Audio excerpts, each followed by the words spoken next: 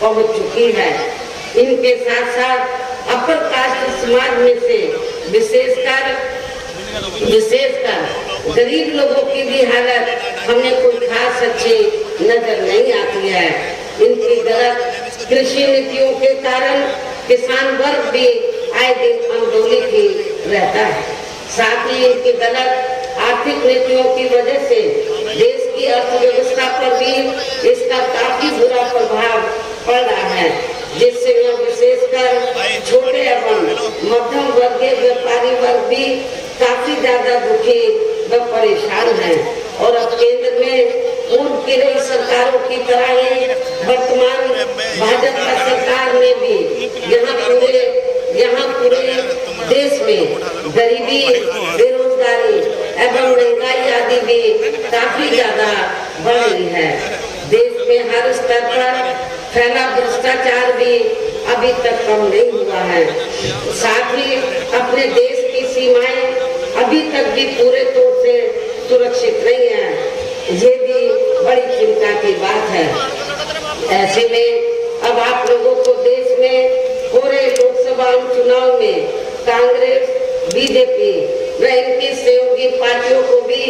केंद्र की सत्ता में आने से जरूर रोकना है। जिनकी गलत नीतियों व गलत कार्य प्रणाली आदि को आप लोगों को उनकी गलत कार्य प्रणाली व गलत नीतियों आदि को भी आप लोग काफी आजमा चुके हैं। और अब ये विरोधी पार्टियां किस्म के सबके साम दाम दंड भेद आदि अनेकों हथकंडे इस्तेमाल करके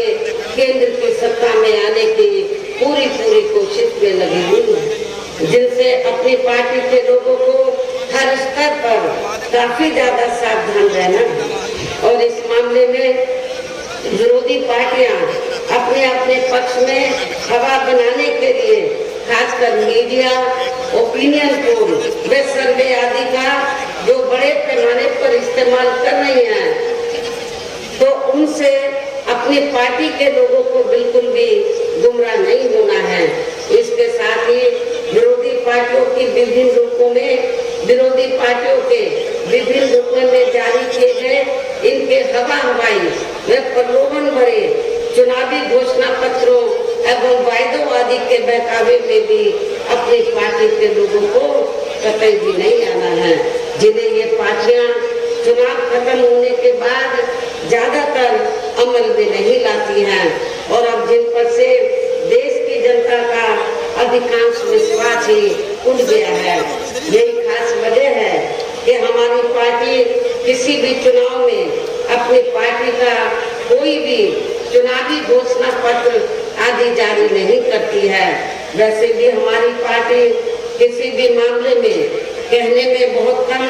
बल्कि कार्य करके दिखाने में ही ज्यादा विश्वास रखती है। और इस बात का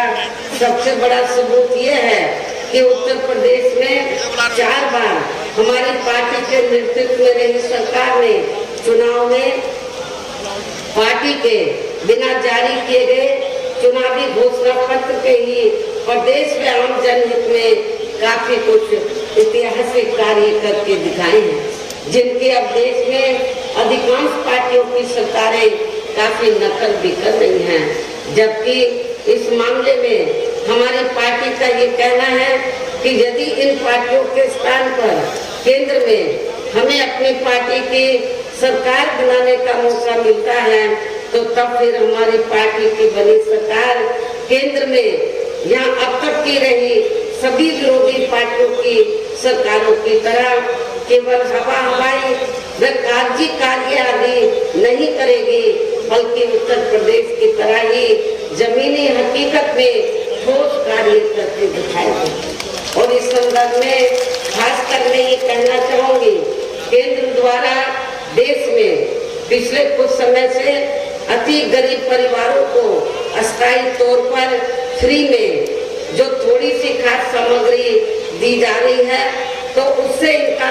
स्थायी तौर पर भला होने वाला नहीं है। और वैसे भी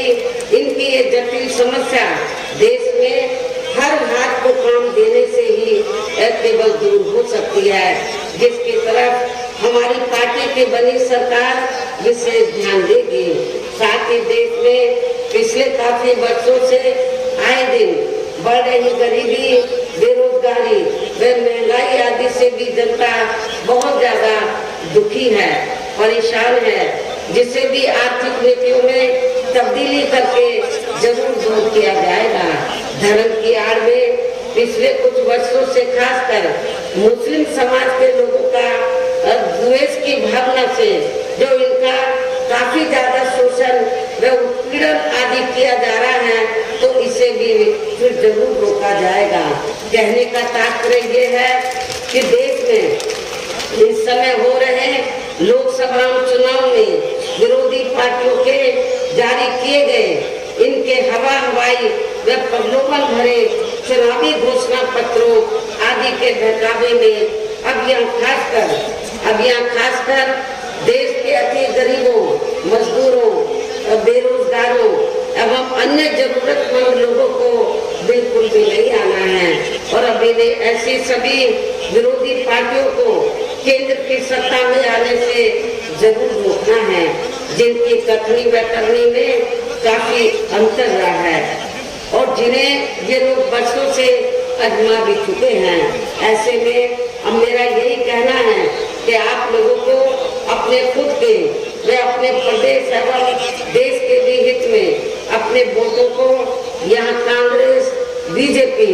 व अन्य विरोधी पार्टियों को न देकर केवल अपनी एकमात्र हितैषी पार्टी बहुजन समाज पार्टी को ही देना है, जो ये पार्टी उत्तर प्रदेश की तरह ही केंद्र में भी अपनी पार्टी की सरकार बनने पर फिर पूरे देश में यहाँ अपनी पार्टी की